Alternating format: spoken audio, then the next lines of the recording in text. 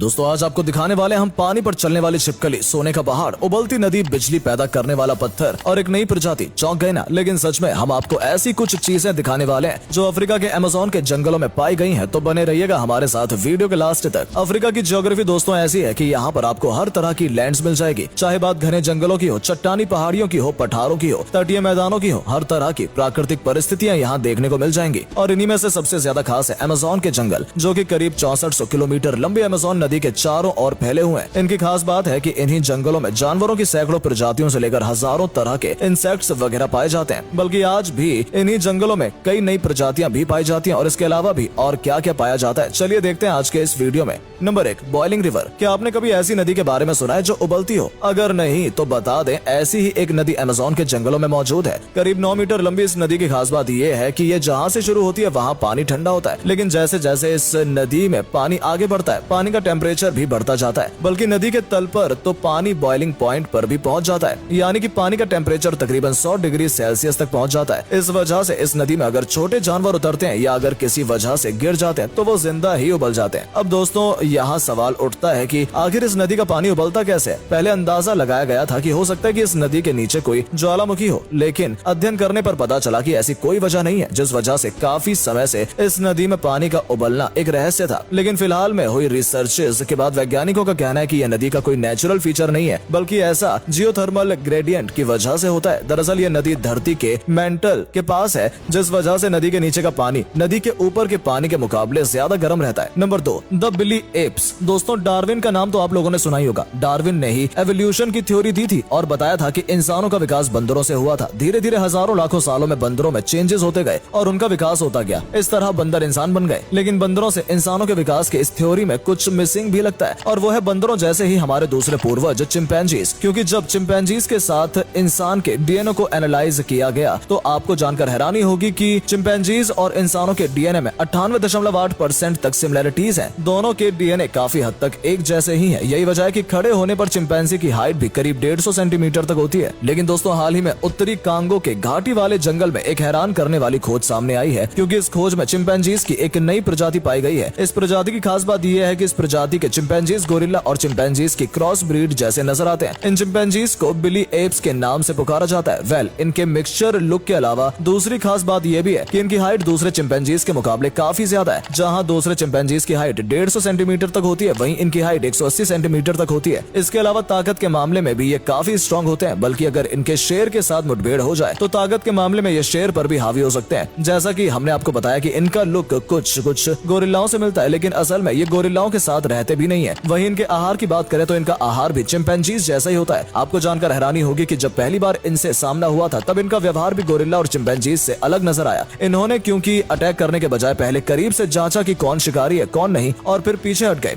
वैज्ञानिक फिलहाल इनके व्यवहार वगैरह और दूसरी चीजों पर अध्ययन कर रहे हैं कि आखिर ये किस तरह के एप्स हैं। क्या ये गोरिल्ला और चिंपैंजीज की मिलीजुली प्रजाति है, या चिंपैंजीज की अलग प्रजाति, या एप्स की कोई दूसरी ही अलग प्रजाति है? Number 3, the gold mountain. Congo Africa में सबसे ज्यादा सोना पाए जाने वाले क्षेत्रों में से एक है। आपको जानकर हैरानी होगी कि कांगो में पिछले कुछ सालों में सोने का उत्पादन पिछले उत्पादन के मुकाबले 3 से 4 गुना तक बढ़ गया है। 2021 में कांगो में गोल्ड प्रोडक्शन 43,000 किलोग्राम बताया गया था। सोने को जिस तरह से हासिल किया जाता है उसके लिए एक लंबी प्रोसेस लगती है और काफी मेहनत भी। लेकिन आपको जानकर हैरानी होगी कि कांगो में कुछ समय पहले एक ऐसी अनोखी जगह मिली जिसने पूरे कांगो को चौंका दिया। यही नहीं, जिसने भी इसके बारे में सुना हैरान रह गया, क्योंकि कोई भी कल्पना नहीं कर सकता कि सोने का पहाड़ भी हो सकता है। जी हाँ, सोने का पहाड़। जी हाँ, कांगा के लोगों को एक ऐसा ही सोने का पहाड़ मिला था। शुरू में यह पहाड़ सोने का बना हुआ ही लग रहा था। ये खबर जैसे ही लोगों को पता चली तो हजारों की संख्या में लोग खुदाई करने वाले औजार वगैरह लेकर उस जगह पर पहुंच गए और उस सोने जैसी चीज की खुदाई करनी शुरू कर दी। यही नहीं, जिन बहुत से लोगों ने सिर्फ हाथों से जमीन को खोदना शुरू कर दिया, जिसके बाद सभी लोग उस कीमती चीज को अपने अपने घर ले गए। अब यहाँ अफसोस की बात यह है कि इस तरह का बेशकीमती खजाना अक्सर किसी मल्टीनेशनल कॉर्पोरेशंस वगैरह की जगह वहाँ के लोकल लोगों के हाथ लगता है, जिस वजह से कांगो आज भी दुनिया के सबसे गरीब देशों में शामिल है। हालांकि सोने का पहाड़ मिलने के बाद वहाँ का प्रशासन हरकत में आया था, लेकिन तब तक देर हो चुकी थी क्योंकि लोग सब कुछ ले जा चुके थे।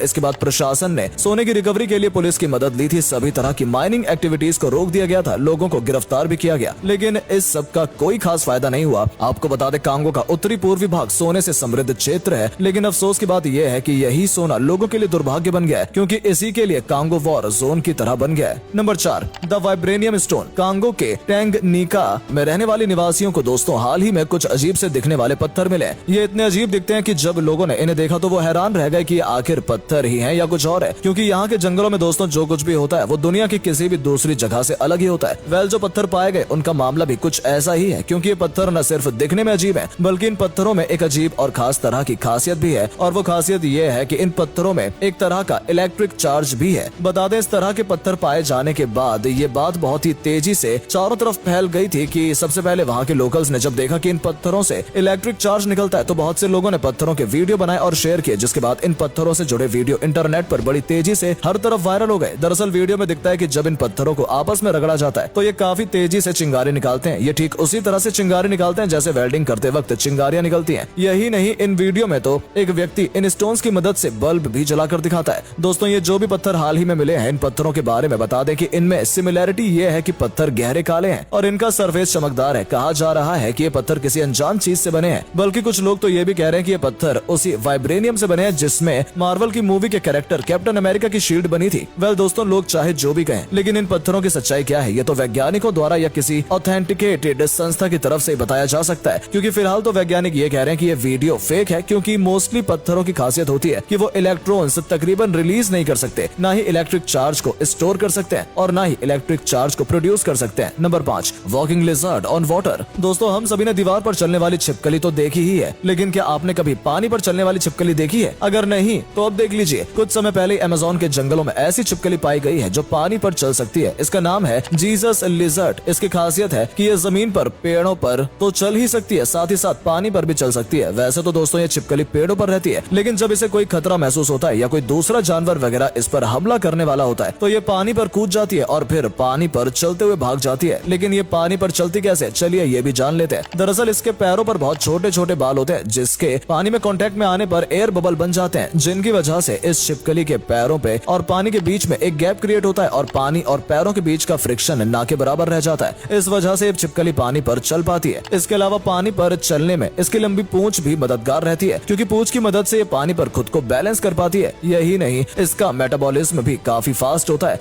इसकी वजह से ये पानी में गिरते ही तुरंत तेज गर्मी पैदा कर पाती है, जिस वजह से इसके पैरों और पानी के बीच में फ्रिक्शन घट जाता है और ये पानी पर चल पाती है। हालांकि इस बारे में वैज्ञानिकों की अलग अलग राय है कि ये छिपकली इन्हीं वजहों से पानी पर चल पाती है या इसकी कोई और वजह है। आपको क्या लगता है दोस्तों? कमेंट करके जरूर बताएं। वेल दोस्तों, इस वीडियो में हम यहीं पर समाप्त करते हैं। आपको वीडियो कैसा लगा कमेंट करके जरूर बताएं, और अगर आप हमारे चैनल पर नए हैं तो चैनल को सब्सक्राइब भी जरूर कर लें, साथ में बेल आइकन भी प्रेस कर लें। मिलते हैं आपसे अगले वीडियो में, तब तक के लिए टाटा बाय बाय।